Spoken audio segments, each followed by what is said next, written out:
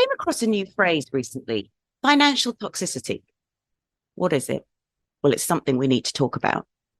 This is a term from medicine. In particular, it comes from cancer treatment, and it describes the additional problems that a patient may face due to the cost of medical care. And this can include not having appropriate medical insurance. It can include debt and bankruptcy because of not being able to work due to medical visits or appointments and the travel costs in getting there. It can include needing care, which can impact on the carer and thus resulting in them not being able to work. And all of this can affect not just the quality of life for the person who's already having to battle a horrible and sometimes chronic illness, but it can even affect the treatment. Due to spiraling costs, patients have been known to skip appointments, take lower dosages of medication, or skip dosages because of affordability. And this can sometimes even be recorded as non-compliance or non-adherence to medical advice. Ultimately, illness does not care if you stop taking treatment because you feel worse or because you cannot afford it. But tragically, the outcome is the same. So what is being done? Well, with most of the research from the US based around cancer care, and this is recognized as the most expensive treatment, some of the ways to address it include raising awareness, having the conversation about finances with patients, educating practitioners on the subject and the impact that finance has on behavior, and highlighting that finance is an area that needs to be addressed for treatments to be successful. Another way is collaboration between practitioner and patient. Offer an open exploration of the efficacy of all treatment options. Raise compliance as a question rather than assuming it's an obtuse, I'm just not taking my medication. Signpost to the financial support available. And prevention. Diagnose as early as possible. Engage with healthy practices to try and avoid the onset of illness where possible or if appropriate. Improve access to the preventative support available, and encourage people to be aware of financial bottom lines and feel comfortable when discussing finances. The problem is money talks, but we don't. I may know the goriest details of some of my friends' sex lives, but I don't know how much they earn. There's a huge taboo around the subject of money. And while, of course, it may be and probably is wholly inappropriate as dinner conversation, we do need to get a lot more comfortable talking about it. Why? Because sometimes when we don't talk about it, we may become so uncomfortable that we don't even think about it when we do need to care about it. So try this. Look at the financial bottom line. Work out how much you need to get by at the standard to which you're happy and ask yourself how long this can be sustained. And this is true if you're looking at changing jobs, not just dealing with illness. Explore your priorities. What is of value to you, to your family? What are you not willing to cut back on? And be honest. If you absolutely won't compromise on, say, for example, having a weekend break every 4 months, that just needs to be added to your budget. I'm not looking at cost. I'm looking at value.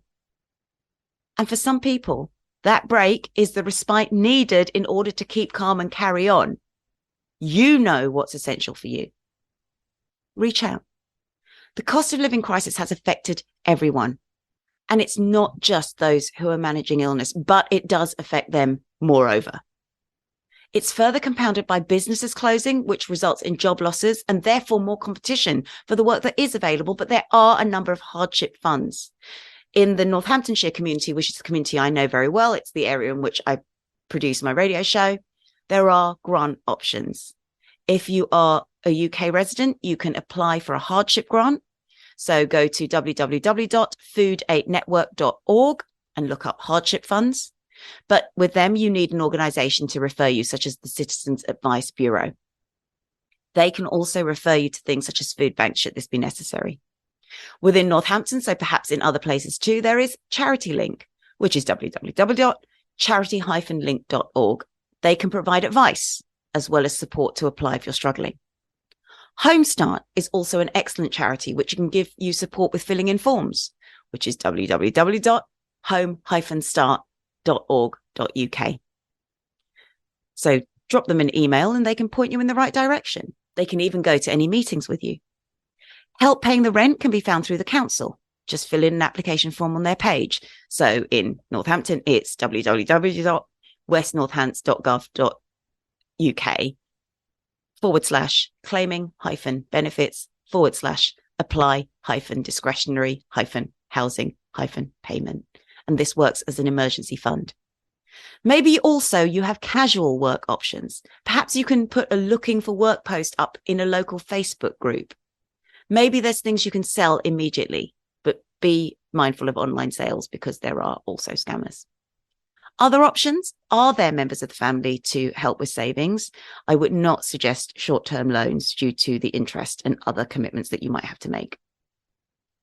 There are other useful links such as Step Change, www.stepchange.org to manage debt, and Mind, www.mind.org.uk for mental health support. But also, and I do realize this can be so difficult, every little thing that makes you feel a little bit better can help you.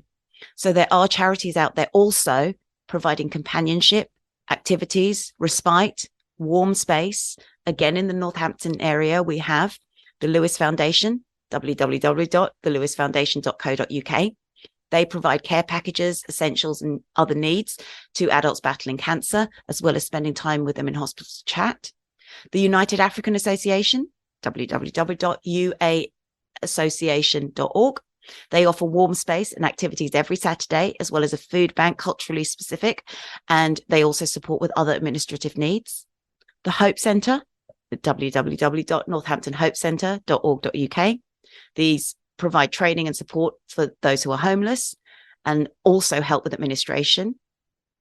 The Sikh Centre, sccyc.co.uk.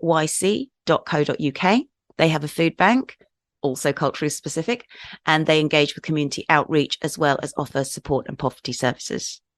And Homestart, www.home-start.org.uk. They provide services which include respite, especially if you need to make medical appointments. Battling illness is tough enough without the added pressure of financial toxicity, making things worse.